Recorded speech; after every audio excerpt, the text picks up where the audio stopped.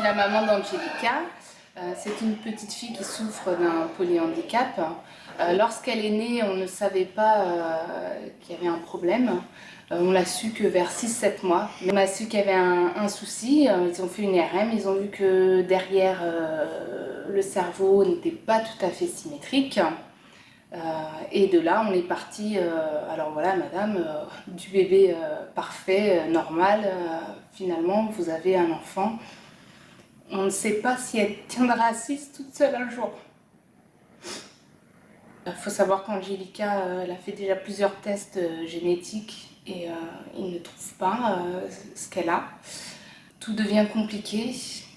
Moi, j'ai dû arrêter donc de travailler parce qu'Angelica, elle prend beaucoup de temps.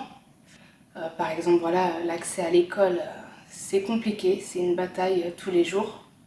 Alors qu'elle y a eu le droit. On a trouvé un centre, notamment donc, en Espagne, à Barcelone, où ils ont une méthode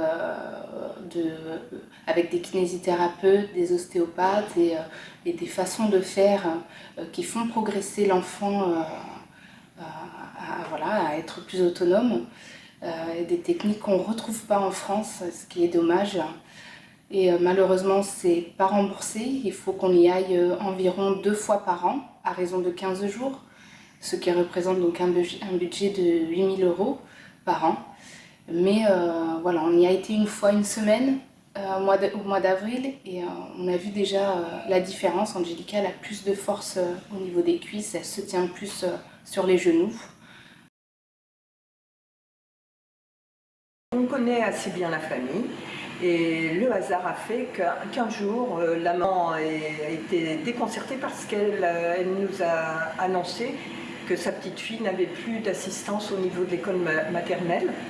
Et c'est comme ça qu'on a découvert qu'elle avait une petite fille qui était handicapée. Donc il y a une solidarité qui s'est mise en place l'année dernière.